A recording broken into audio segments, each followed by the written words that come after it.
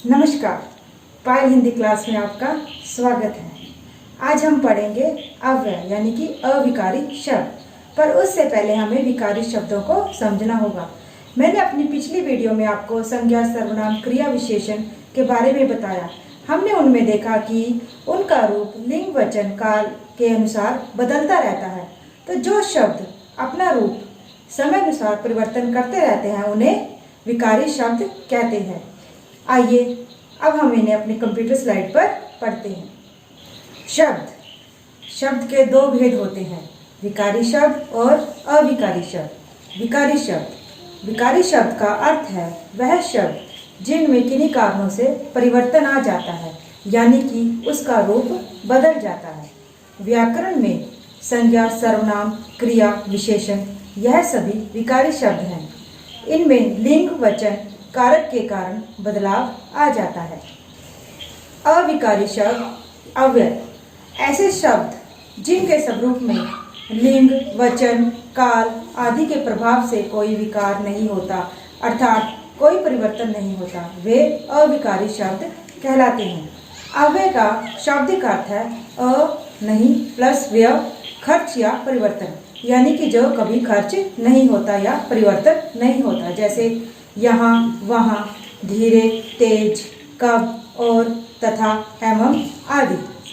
अव्यय के 5 भेद हैं: क्रिया विशेषण, संबंध सूचक, समुच्चय बोधक, विस्मयादिबोधक, निपात।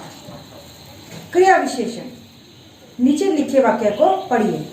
रेणुका अचानक आई, विशाल उधर बैठा है, दीपाली प्रतिदिन पढ़ती है।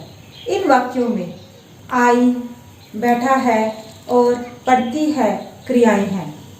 यह क्रियाएं किस प्रकार हुई हैं, कहाँ हुई हैं और कितने समय के लिए हुई हैं, इसका पता अचानक, उधर और प्रतिदिन शब्दों से लगता है।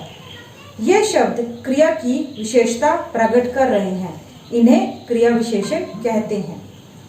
जो शब्द क्रिया के बारे में विशेष जानकारी देता है उसे क्रिया विशेषण कहते हैं। क्रिया विशेषण के भेद। क्रिया विशेषण के 4 भेद होते हैं: स्थानवाचक क्रिया विशेषण, कालवाचक क्रिया विशेषण, रीतिवाचक क्रिया विशेषण, परिमाणवाचक क्रिया विशेषण।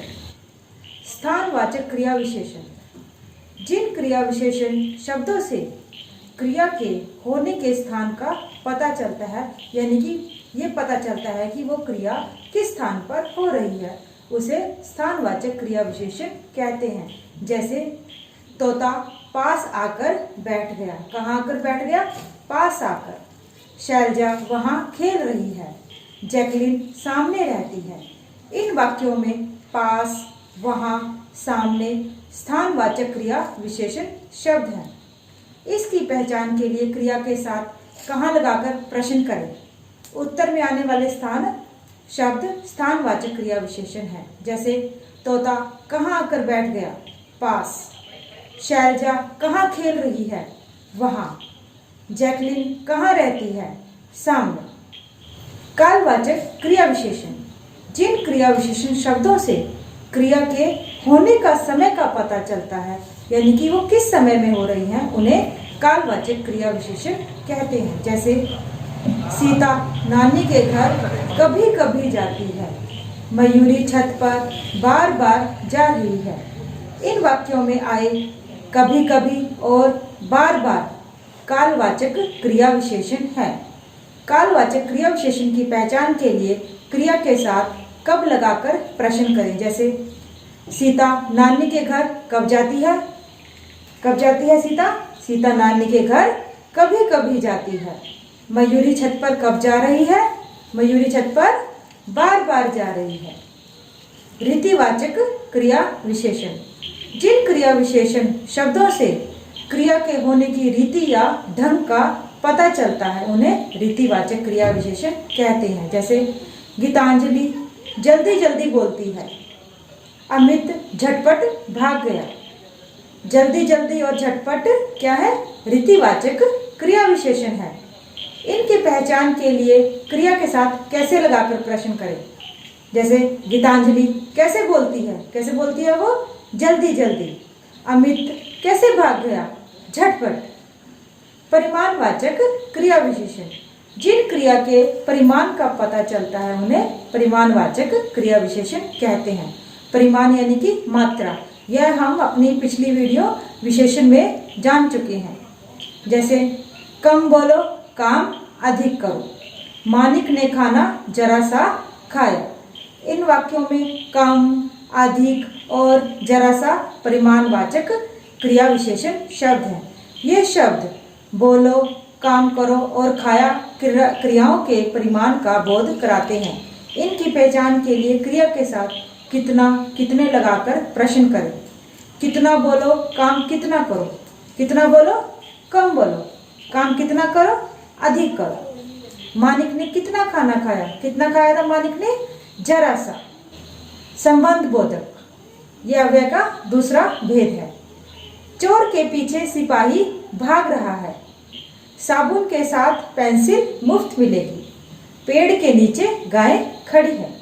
इन वाक्यों में आए के पीछे, के साथ, के नीचे संज्ञा शब्दों के साथ आए हैं। मैं आपको पहले ही बता चुकी हूँ, सिपाही, पेंसिल, गाय ये शब्द संज्ञा शब्द हैं। ये शब्द, इनका संबंध वाक्य के अन्य शब्दों के साथ प्रकट कर रहे हैं। जैसे कि चोर के पीछे सिपाही, सिपाही किसके पीछे भाग रहा है, चोर के पीछे। तो ये क्या है, एक दूसरे के साथ संबंध बता रहे हैं। ये संबंध बोधक शब्द हैं। जो अव्यय किसी संज्ञा या सर्वनाम के बाद आकर संज्ञा या सर्वनाम का संबंध वाक्य के दूसरे शब्दों में दिखाते हैं उन्हें संबंध बोधक अव्यय कहते हैं। जैसे राम भोजन के बाद जाएगा। मोहन दिन भर खेलता है। छत के ऊपर राम खड़ा है।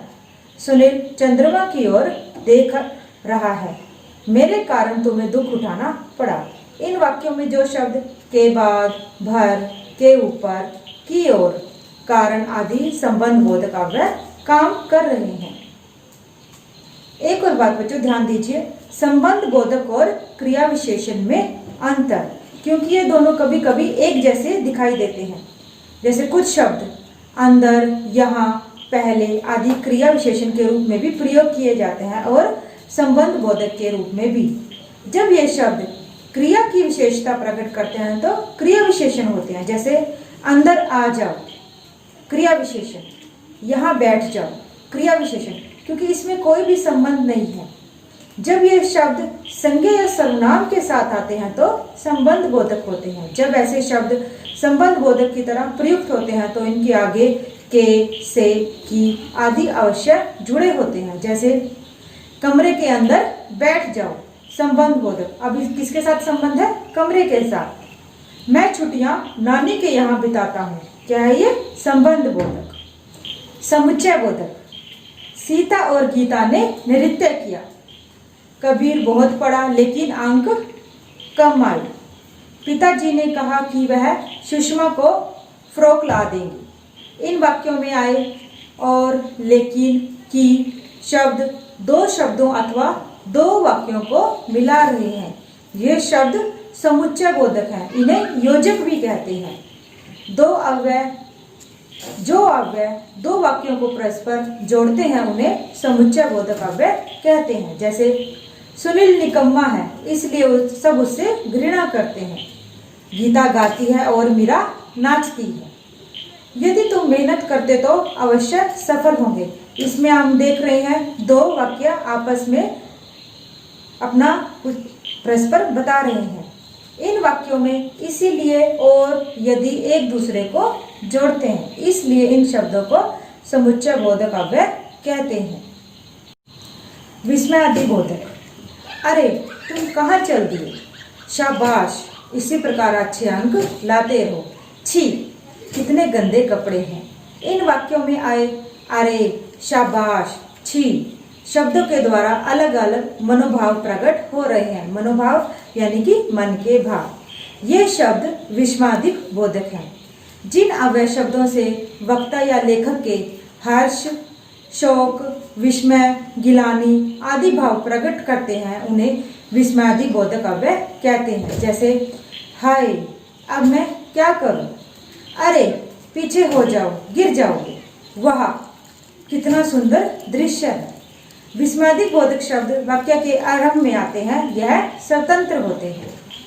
निपात, निपात वे सहायक पद होते हैं जो वाक्य में नवीनता या चमत्कार उत्पन्न कर देते हैं, अर्थात वे अव्यय जो किसी शब्द के बाद लगकर उसके अर्थ में विशेष बल देते हैं, उन्हें निपात कहा जाता है। अवधारणा देने के कारण इन्हें अवधारक शब्द भी कहा जाता है। कुछ उदाहरण देखिए। ही, राम ने ही रावण को मारा था। भी, रमेश भी दिल्ली जाएगा। तो, वह तो काम से बचता है। तक, सुबह तक ठीक हो जाएगा। इन वाक्यों में ही, भी, तो, तक आदि शब्द निपात के अव्यय हैं। निपात सहायक पद होते हुए भी वाक्य का अंग नहीं होते। मत, सा, जी आदि शब्द भी निपात वाक्यों में आते हैं। बच्चों, अगली वीडियो में हम काल और उसके भेद के बारे में पढ़ेंगे।